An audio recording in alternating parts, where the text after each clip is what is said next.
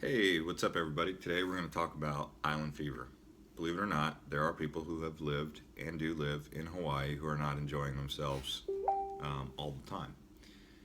The reason for this is because of confinement, a feeling of confinement that comes over people that is basically what is island fever.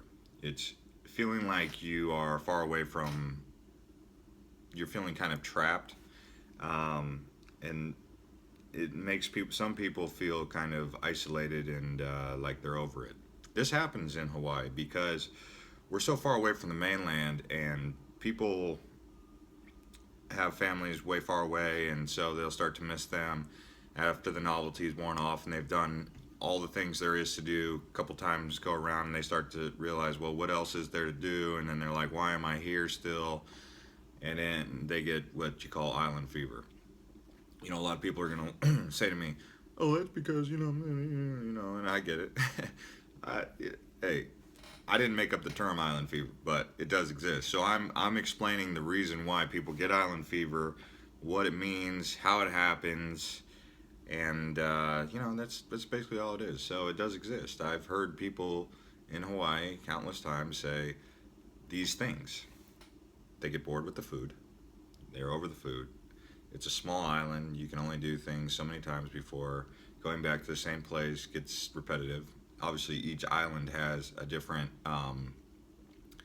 size, but if you're not fully indulgent in the culture, or fully into the culture, or fully into the family unit, the ohana, doing something, once the novelty of the beauty of the land and all that wears off, you all of a sudden, start to really question what you're doing, so to speak. So, locals, they have their family here. They serve, they do things that are very cultural on the island, so they don't get island fever.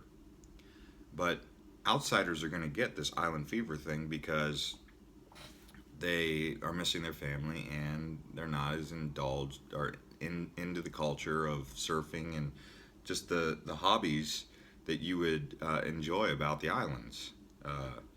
So that's where you people from other places begin to tire of being here.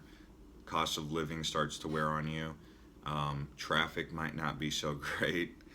So it's usually a combination of things: high cost of living, low paying jobs, uh, you know, redundancy, moderate to okay food. Because the food, my biggest complaint about the food is that I can tell hands down that it's not nutrient rich. I mean, it's coming from the mainland. It's coming over on a ship. That's 5 days just to get here, tops. So yeah, island fever is going to come about. It's a feeling of confinement, being away from your kids, doing things over and over and over.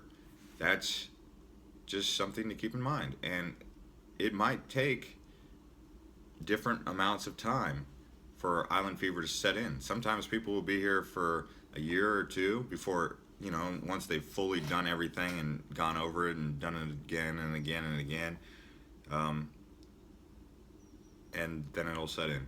So it doesn't always just come, within 6 months or something, because depending on where you're at, it might take a little while to set in. I'm not saying that everybody gets island fever, but there are people that do get it, and that is what it is. I'm only making this video to help explain to people in other places who would hear someone say they don't like Hawaii, and just to help you to understand what it is they might be really where they're coming from. And it's, homelessness might be a little bit of irritant, just basic things. But the truth is, it's what you make of it.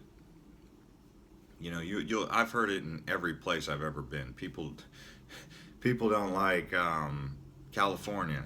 I don't know what they call it. California fever. I don't know. But people don't like New York. They don't like wherever they're at. Everybody always looks at the grass as being greener on the other side. So I'm only explaining island fever from the sense of being in Hawaii, why people get it, and why they're over Hawaii after a while.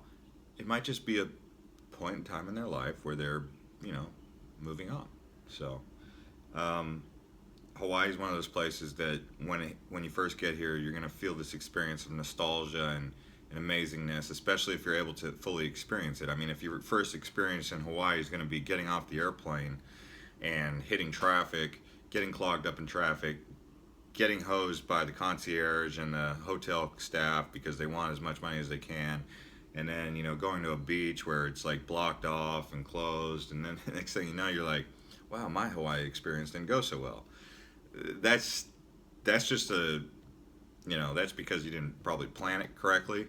But for those people who do properly plan Hawaii and, you know, get to see the beauty of the land and all that this land has to offer and the culture has to offer, then you know you're gonna feel very amazing when you go back to where you come from.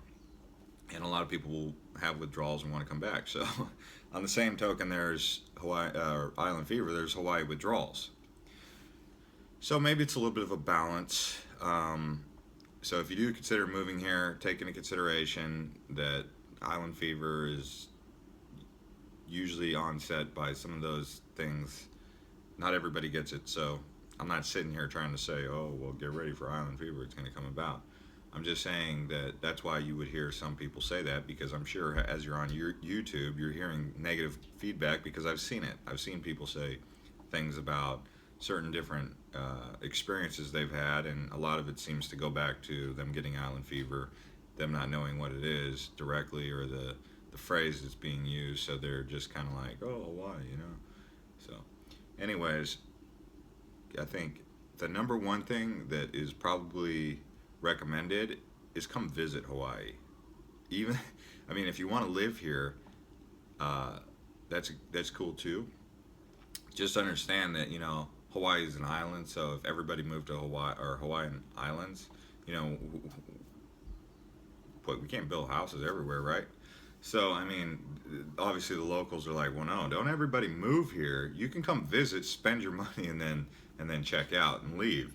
And so that's, you know, the island, the local mentality about it. If you do come here, make sure you're bringing something to the islands that's going to benefit the islands, whether it be your skills or your aloha spirit. But if you're not ready to commit to all that, just come visit, see how you like it, spend a week or two, get to know it, and then you know, at least then you're probably not going to get too bored with it, right? So anyways, that's what this video is about. Hope somebody had some sort of question answered due to this video.